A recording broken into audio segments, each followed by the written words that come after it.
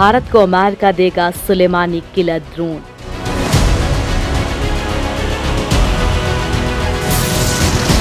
Drone मिलने की खबर से चिंता में चीन। दोस्तों, चीन के साथ पिछले 3 महीने से पूर्वी लद्दाख में चल रही तनातनी के बीच भारत लगातार अपनी ताकत में इजाफा कर रहा है। चीन के खतरे को देखते हुए भारत अब अमेरिका से उस ब्रह्मास्त्र को खरीदने जा रहा है जिसके एक हमले में चीन चारों खाने चित हो जाएगा।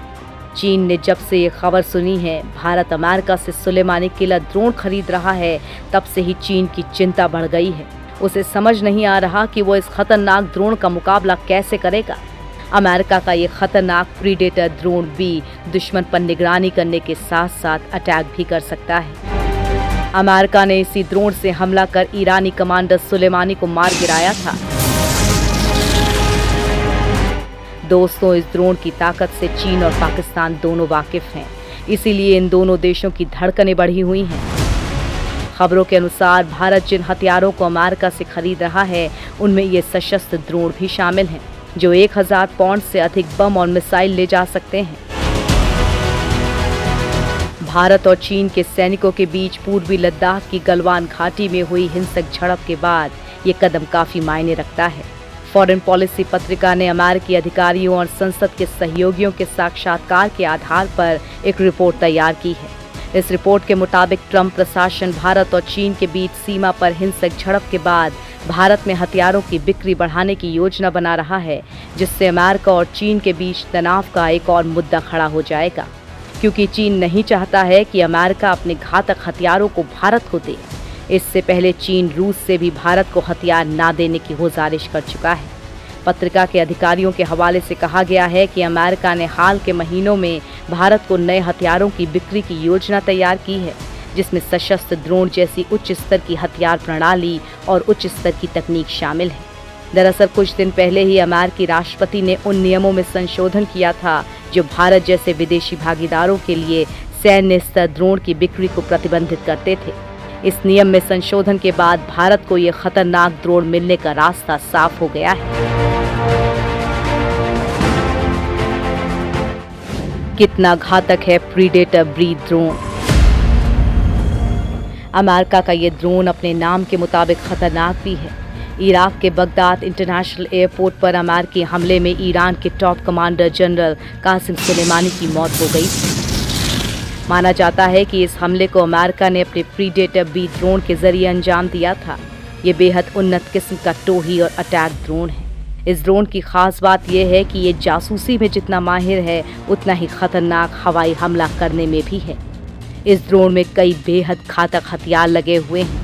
इनमें लेज़र से निर्देशित होने वाले, हवा से ज़मीन पर मार करने वाले 4 AGM-114 हेलफायर मिसाइल्स भी शामिल हैं। ये मिसाइल बिल्कुल लक्ष्य पर निशाने को साधती हैं, जिससे कि आसपास कम से कम नुकसान हो।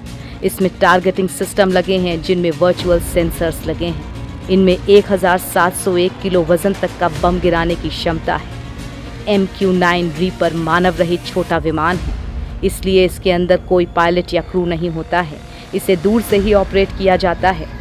हर MQ-9 रीपर ड्रोन के लिए एक पायलट और एक सेंसर ऑपरेटर तय होते हैं। अमेरिका इन ड्रोन के साथ 1000 पाउंड वाले खतरनाक बम भी देगा, जिसका इस्तेमाल इस ड्रोन से किया जा सकता है। खुफिया जानकारी जुटाने में माहिर है predator drone. Predator B drone attack के साथ साथ लक्ष्य की खुफिया जानकारी जुटाता है और फिर उसे खत्म करने के लिए हमला करने में भी सक्षम है।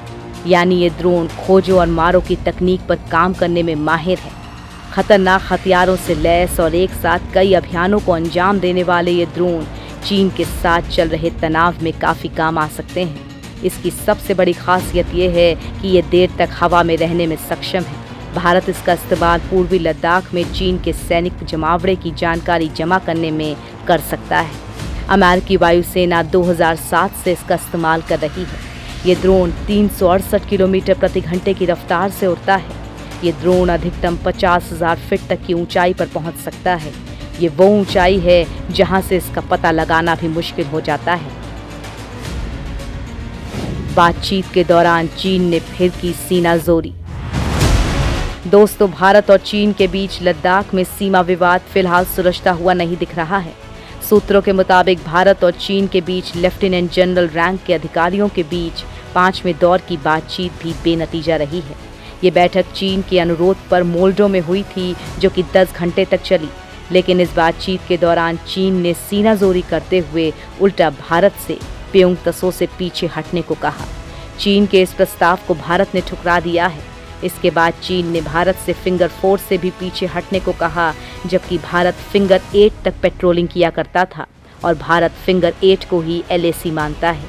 हालांकि भारत इसके लिए भी तैयार नहीं हुआ है। दरअसल फिंगर 4 LAC के इस पार भारत के नियंत्रण वाला इलाका रहा है, लेकिन मई महीने से चीनी सेना फिंगर 4 पर आ चुकी है। बाद में बातचीत के बाद चीनी सेना फिंगर 5 पर चली गई। भारतीय सेना को अब भी चीनी सेना फिंगर 8 तक पेट्रोलिंग करने के लिए आगे नहीं बढ़ने दे रही है। इससे पहले भी चीन ने पीछे हटने का वादा किया था, लेकिन वो पीछे हटा नहीं। गोगरा हॉट स्प्रिंग के पेट्रोलिंग पॉइंट 17 और 17A से भी अब चीनी सेना पीछे हटने को तैयार नहीं और डिसएंगेजमेंट की प्रक्रिया का पालन नहीं कर रही है। दरअसल भारत पहले ही चीन को साफ कह चुका है कि जब तक अप्रैल वाली स्थिति नहीं बनती है, तब तक मामले का हल नहीं निकलेगा।